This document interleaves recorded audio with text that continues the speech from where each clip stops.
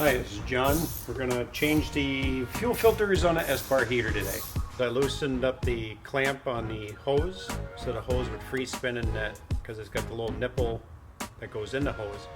And I spun that nut off, and behind that nut going into the pump, the fuel pump is actually like a little fuel screen, which is a fuel filter. So I had to pry that out, put a new one in, and then tighten everything back up. Okay, now we're going to change the glow plug screen. The screen for the glow plug, it vaporizes the diesel fuel when it comes in. Glow plug burns it. If it's solid fuel, it wouldn't burn as well. It probably wouldn't burn at all.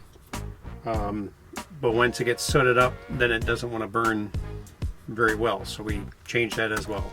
So the process is you take your cover off, you have to disconnect your heater control module, then you unscrew your glow plug. In order to keep the wires from spinning, they wouldn't come out, so I spun it so I wouldn't break the wires. Then you took a straight pick, got the screen to separate from the outside wall, then with a long pair of pliers went down there and spun it so I could pull it out. And then using the tool, I put the new one in, put everything back together, and put it, and then we'll just start it and find out if it's working.